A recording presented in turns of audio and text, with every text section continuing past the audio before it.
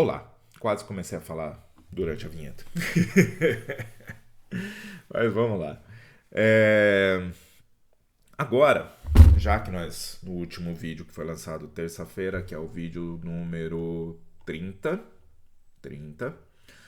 é... terça-feira, não, quarta-feira, desculpa, o vídeo número 30, sendo que tem esse fator cognitivo, ou um fator intelectivo, que existe uma construção de ideias que favorecem tanto a permanência quanto a intensificação do ódio, é possível, logo, criar discursos de ódio. Né? O que seriam os discursos de ódio? Seriam discursos, ideias, sistemas de pensamento que estabelecem pessoas ou grupos como sendo um problema ou causa do sofrimento, de injustiças sociais e etc. Tá?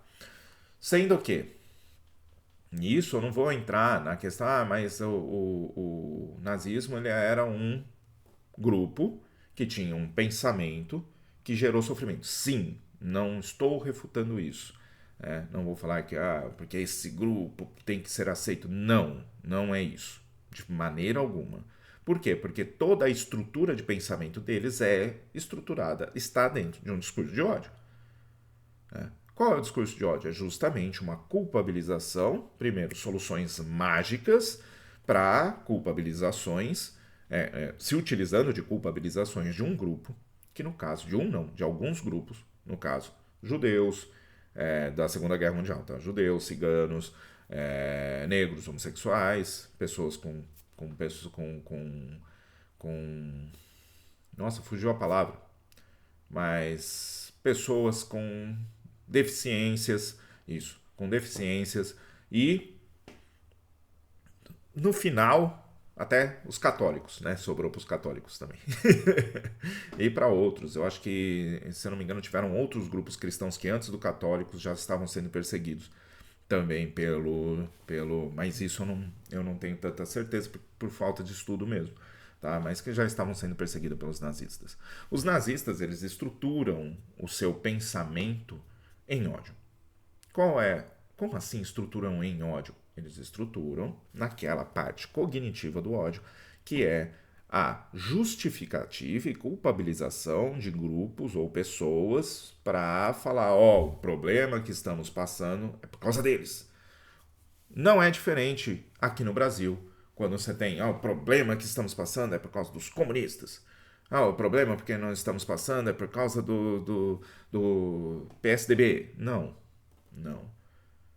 Ideias devem ser debatidas. O problema que nós estamos passando na questão do debate de ideias é por causa de posturas, ou melhor, falta de conhecimento nossa de como deve ocorrer um debate. E quando eu falo como deve ocorrer, não estou falando que a pessoa não pode se exaltar. Não é isso. Mas o debate ele tem que ser sobre o que está sendo falado, com argumentos sobre o que está sendo falado. Só que normalmente não há esse tipo de argumentação no que nós vemos no debate público. É só acompanhar a CPMI, por exemplo. Existe apontamentos de olha como você comete erros, olha como você já fez isso, olha como você já fez aquilo. E nós temos estruturas de pensamentos acontecendo no Brasil que sim são baseadas em ódio, ódio contra outras religiões que não há daquele grupo, né? Isso acontece, geral, ok? Ódios da questão política. E nós temos grupos que acham, sim, que você tem que chegar numa discussão política xingando o outro. Ou seja, atacando o outro. E isso é baseado no Olavo de Carvalho. Todo mundo sabe, não tem por que esconder isso. E é uma das ideias tortas que atrapalha a discussão. Há outra ideia torta também que atrapalha a discussão, mas eu vou acabar saindo muito, que é a questão do sentimentalismo. Certo sentimentalismo. O que é o sentimentalismo? Só para não deixar vago. É quando você tenta julgar o outro moralmente, porque, de novo, você está apontando para o outro e não trabalhando a ideia. Né? Julgar o outro moralmente previamente da discussão. Como assim?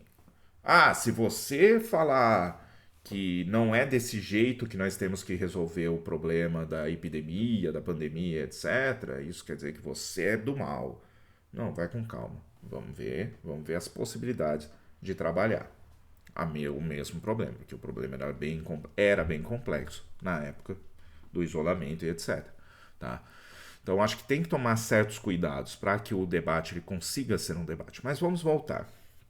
Então o discurso de ódio ele vai se estruturar na culpabilização de supostos agentes. Quando nós culpabilizamos supostos agentes, nós consideramos que, eliminando esses agentes, está tudo bem. E não é real, certo? Não é real nós acharmos, por exemplo, que o problema do discurso de ódio de um determinado grupo político atual era simplesmente o representante principal daquele grupo, estar como presidente do Brasil. Quando ele saiu, então tudo se resolve. Não, não, porque ainda há o discurso presente. E esse discurso é passado de diversas maneiras. Tá? Ele é transmitido de diversas maneiras. Ele é transmitido através de mídia, através de filmes, através de N coisas. Tá? E aí que entra a força de entender as artes como linguagem, tá? Como transmissão de conhecimento, como comunicação de conhecimento, como comunicação de... Eu não falo transmissão, eu falei errado mesmo, tá? Não, esse termo não é muito bom. Mas como comunicação de certos conhecimentos que passam a ser adotados por grupos, por outros grupos.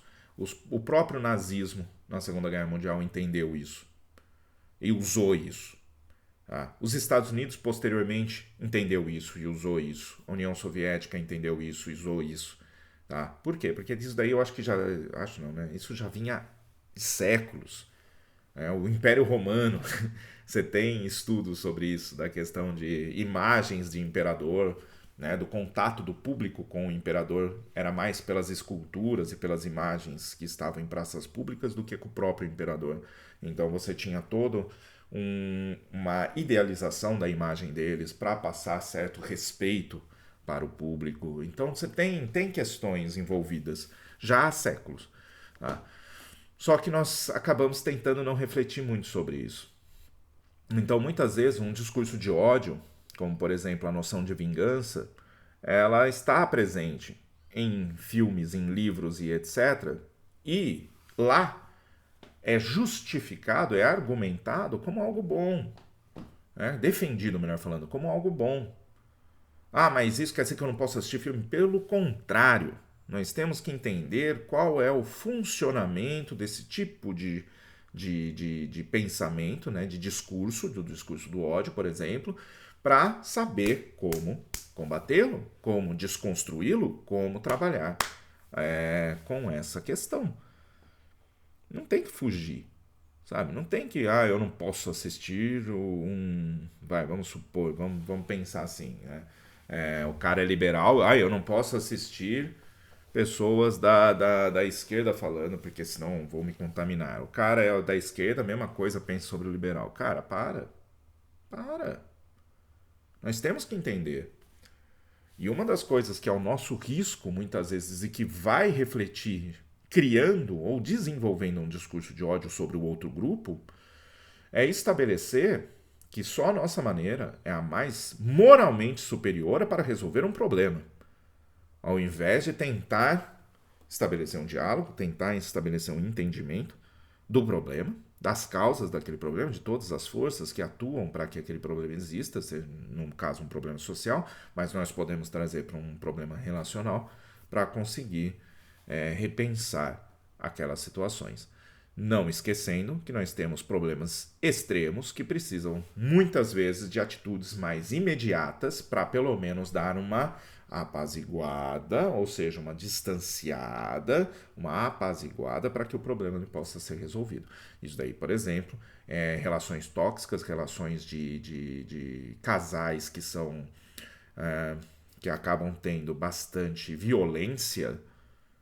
Muitas vezes a separação ela é necessária para que um trabalho possa ser feito, mas o trabalho não é só com a vítima, é com o agressor também precisa ser feito com o agressor, precisa ser feito de maneira cultural ou de uma maneira mais ampla, cultural no sentido mais amplo, né? Eu falei sobre cultura quando eu falo de diversidade cultural em outro vídeo, mas essa cultura social para começar a desconstruir, a remover certos mecanismos, certos raciocínios, certas justificativas que nós temos dentro dos nossos pensamentos e que favorecem para que essas coisas continuem acontecendo em alto número, né? Ah, porque isso é do ser humano, vai. Essa naturalização é um problema também. Ah, isso é do ser humano, não dá para resolver. Pô, é sério. Então, por que existem lugares que isso é menor do que outros? Nós temos que entender a coisa de uma forma mais complexa. E se é complexo, estudo, reflexão a respeito. E o discurso de ódio ele é algo complexo. A violência é algo complexa, que precisa ser pensada e atacada de maneira eficiente. Tá? E muitas vezes a maneira que nós achamos que é eficiente, que é punitiva, é uma maneira mágica de tentar resolver algo que não é, porque você cria ainda mais ódio pelo outro lado e mais reações a esse ódio que acaba sendo reações de ódio. Tá? Então, pois bem, é isso até o momento, porque esse é um tema que eu acho muito interessante. Então é isso até o momento e várias reflexões vão vindo durante os dias. Então, até mais, muito obrigado por acompanhar. Até.